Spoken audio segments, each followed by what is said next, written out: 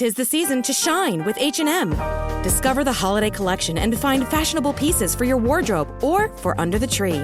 Get inspired and dazzle with this year's glam. From tuxedo styles, bow detailed pieces, impressive prints, and more. From unforgettable looks to unforgettable gifts. With fashion finds to home decor, find it all at H&M. Treat your loved ones and yourself this season. Shop in-store or at hm.com.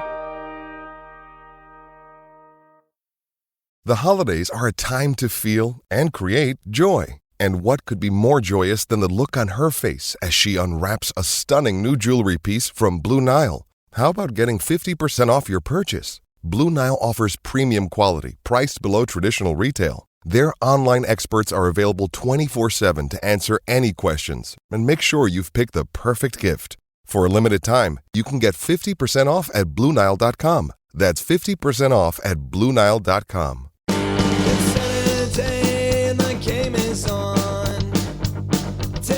We had a game against Salt Lake, don't remember what year. After 1 minute, Begerman went after Roger, and he got him bad. Nasty. Classic matchup. I got a nasty one after 1 minute. And Roger went up to Kyle Begerman and told him, and I heard it, if you have more than one touch on the ball the rest of this game here, I'm going to end your career. For 89th minute plus overtime, Kyle Begerman played with one touch. Nice.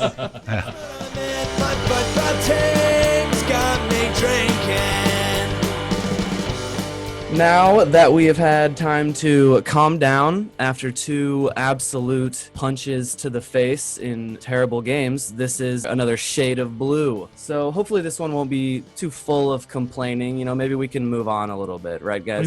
What do you mean punches to the face? I think it was punches to a lot lower in the body, man. Come on. Yeah, no, I mean, this stems way back to like the Chicago game. Zusi should have been a red card there from the tackle for him, and now he's out for the year. You've got cheap shots on Zusi, cheap shots on Espinoza. Come on. Yeah. Okay, right. So maybe we've got all the complaining out. Hopefully we've done that. My laptop's not working. All right, everything's unfair. Anyway, let's move on to the Colorado match on Saturday. Well, let's talk about the lineup. I feel like that's the fun thing to talk about right now. Pulido is back, which means there's another odd man out, and I feel like you can't get Busio off the field. You have to find a way to put Busio on the field, and that raises other questions. Yeah, I guess that's it. We'll just do the lineup. So, Pulido is back, and if you would believe it, he is not at a 100% majority in our lineup poll. There's actually like 15 votes for other players. Khiry got some, and Hurtado has a healthy portion as well, surprisingly. Well, Hurtado scored prettier goals than Pulido. He has, yeah, that's very and more recent. Yeah, at least in the last couple months. Now, maybe those guys want him to play in the midfield. Maybe that's where. We can play a 4-4-2. How's that? Yeah, and we know Vermees likes to be. Vermees loves to change things. So can really see a two-striker system coming in. I guess that means we talk about Busio on the wing. Is that where we put him again, or do you leave Roger as the odd man out in the midfield? Or Kinda. Yeah.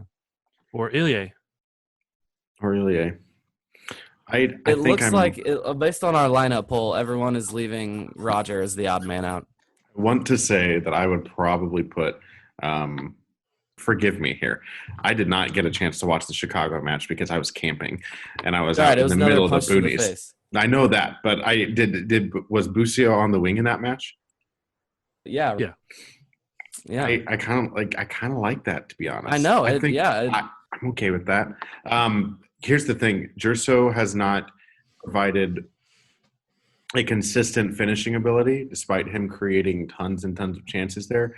However, we've never seen him providing chances to Pulido and Russell at the same time, which I think could be really dangerous. Gerso's been one of the best chance creators in MLS this season. That's true. And statistically, that is pretty well backed up in terms of like expected assists and contributions per 90 minutes from him. So it's hard to not put Gerso in there just because the pace threat really pins fullbacks back that like to get back or get forward there, and Colorado has a few fullbacks that like to do that. So so my question on those expected assists, does that take into account like the quality of the pass? Like he does all these jobs and he creates all these chances and gets into that good spot. It's just that either it's the last shot fails him, or it's a cross that no one can do anything with, or a mishit of a cross that doesn't bounce to anybody. I want to say it is passes that he is on. So I think the way it's calculated, don't quote me on this, is that so every single chance, like scoring chance, has its own value, and so it's the value of the chances that he's created based on his passes creating said chance. So I think that that's how I would at least take that stat. And I think that's something that I don't know. His service, in my opinion, has actually improved like drastically over the last couple of years, especially this year. And so he provides great service. He's good dribbling and getting down to the end line and really making fullbacks stretch all over the field. And so I think I kind of want to see him there on the left, which then puts the midfield crunch, because then it's like, well, where do you put Busio? I know. And sometimes you need the tenacity of Roger, but I just I'm curious to see what this game will call for.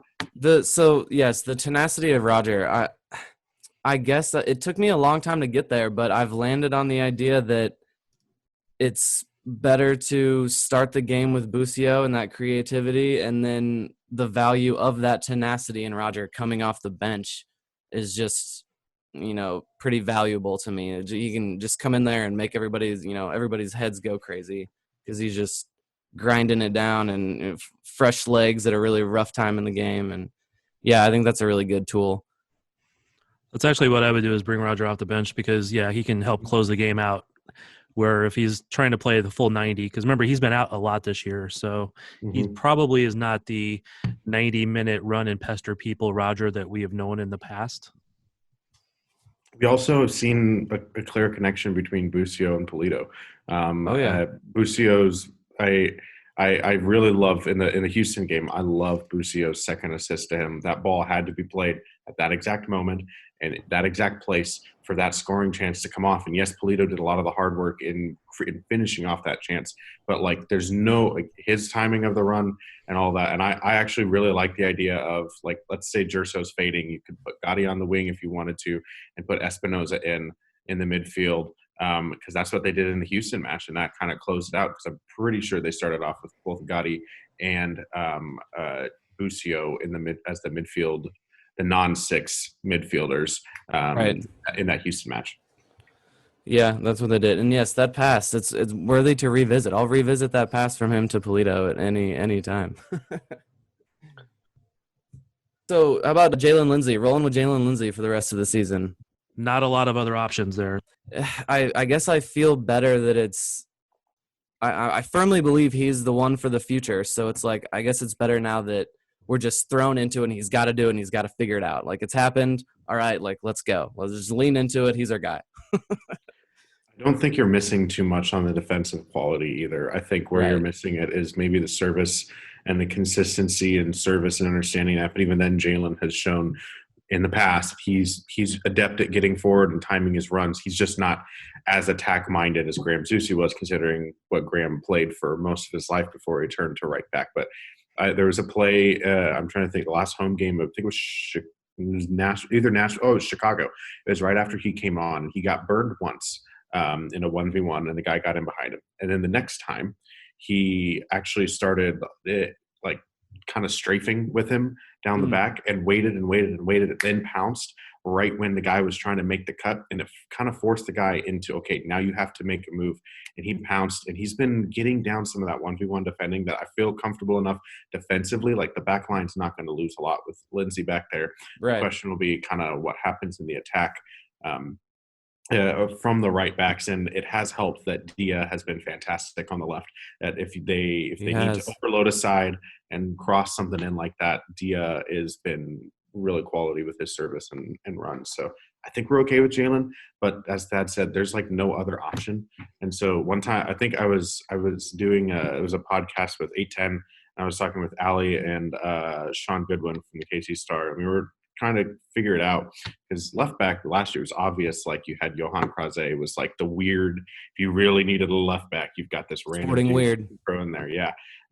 So I guess our thought was like, if there's any player like that, like could Khiry, his defensive ability and pressing, like conceivably be okay as a right back in an absolute pinch?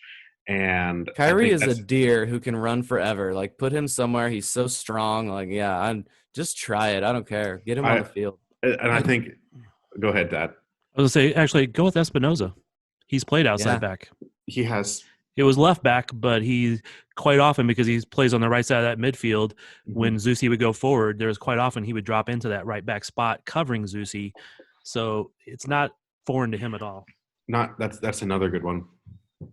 Okay, well, there you have it. Peter Vermees. We've given you all sorts of suggestions on how to improve your team. That's what we do. That's what you're supposed to do on Sporting KC podcast, right? And he's been anxiously waiting for this pod just to get some advice.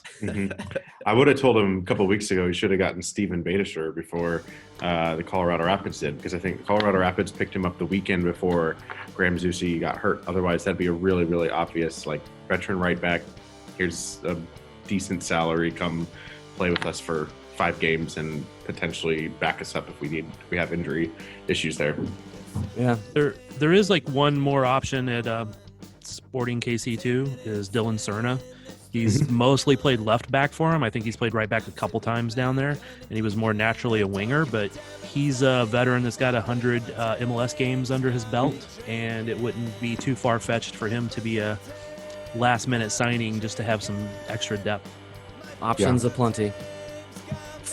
Okay, so kickoff at 7:30 on Saturday, except that means it's really probably at like 7:42, 43. Yeah, I think so. So, I don't know, Thad, maybe we can try a late-night pod there with quick reactions afterwards. Yeah, I'd be willing. Yeah. You got to just wait till I get home. Daniel, if you're down. Or I can do it while driving. Yeah. Yeah. Okay, Either one of those probably works. Be sure to follow us on Facebook, Twitter, and Instagram at Blue Testament KC, and join us at thebluetestament.com and leave us a comment, and we'll talk to you next week. Go Sporting!